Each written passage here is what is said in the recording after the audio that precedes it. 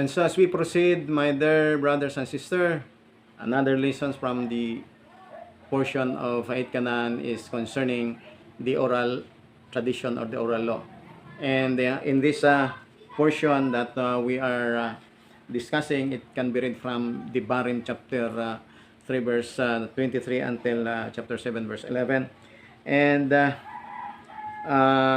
in chapter 4 and chapter 5 of this book, Prophet Moshe mentioned several times the term statutes and judgment.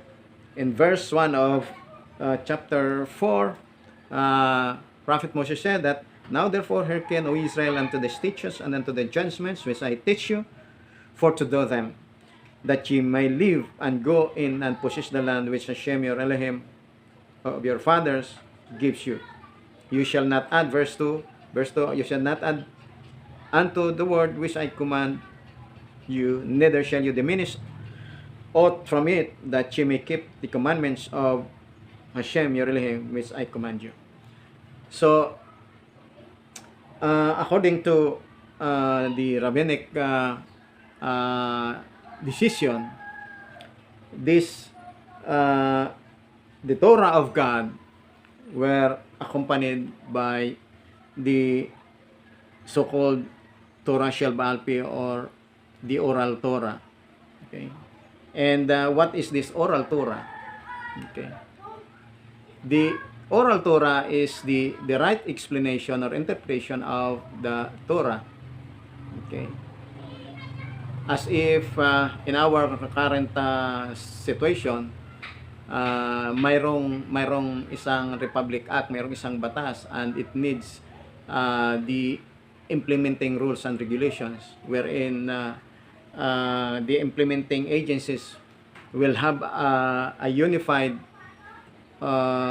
interpretation of the law, or unified knowledge about the law, and unified implementation of the law. So the same thing in the Torah of Moshe, which was received from God in Mount Sinai.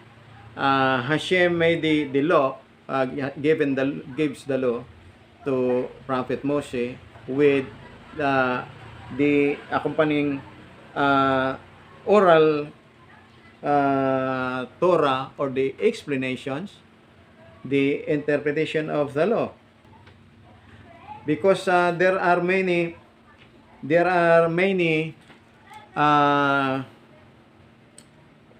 words of the law, words of the Torah in the book of Prophet Moshe, that it's really hard to extrapolate, or it's really hard to understand.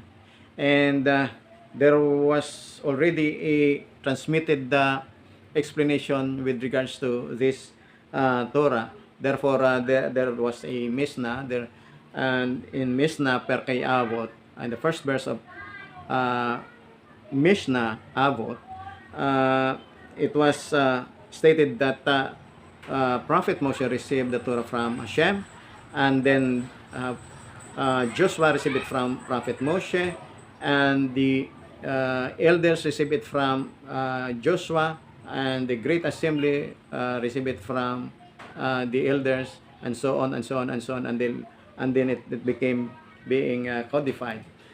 And then in the year 200 CE by Rabbi Yehuda Nasi. Now, this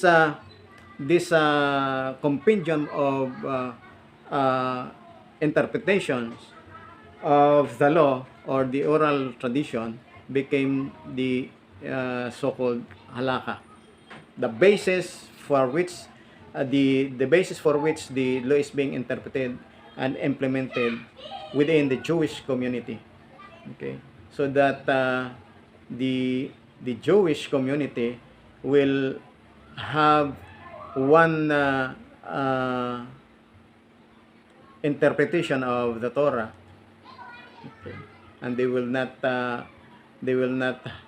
have disagreement on certain things. Another hint that the oral Torah is authentic, being written by or being taught by the rabbinic assembly in Deuteronomy chapter 17. Okay, I will read to you in Devarim chapter 17, beginning from verse 8 until verse 13.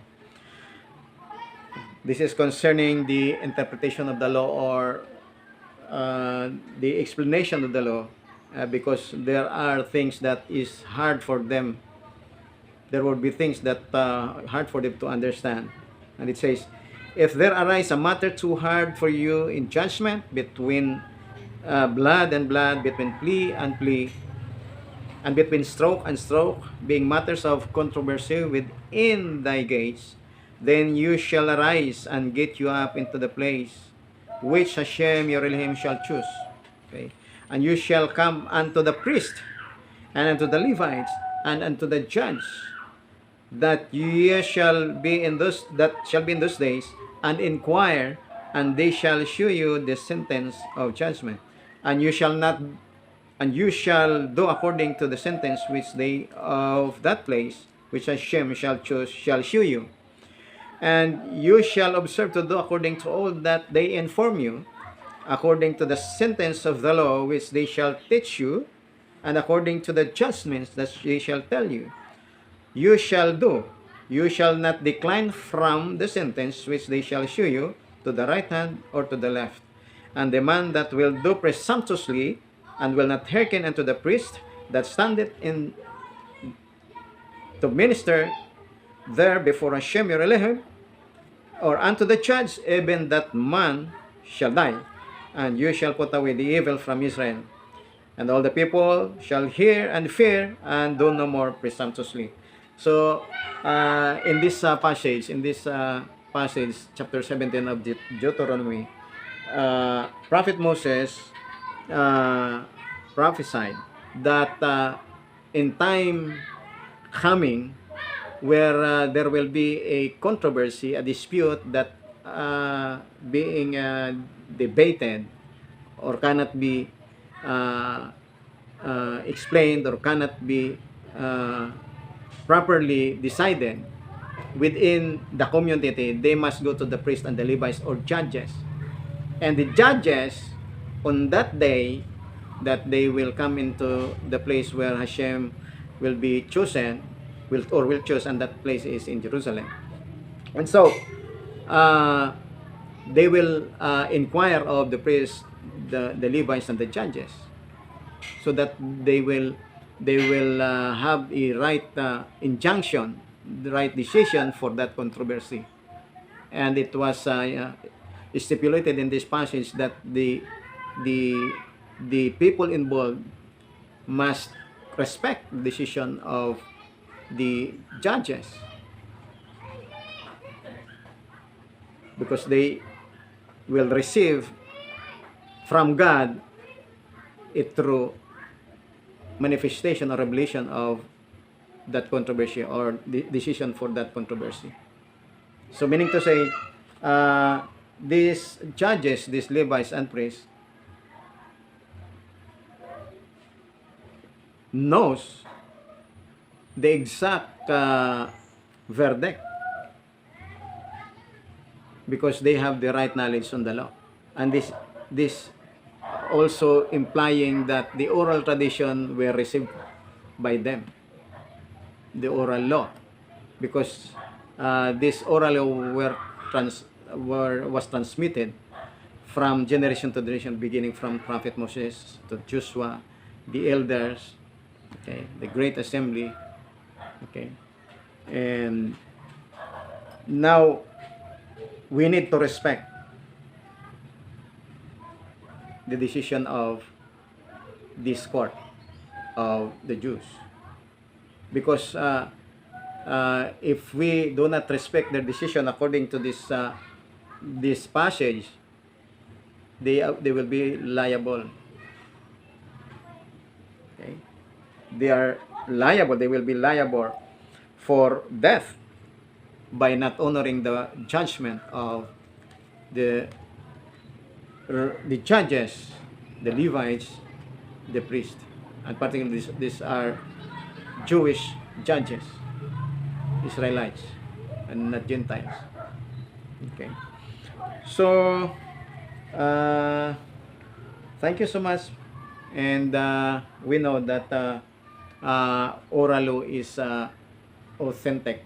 It was passed from generation to generation, or transmitted from generation to generation, beginning from Prophet Moshe, because during the covenant of God with Israel through Prophet Moshe and Mount Sinai,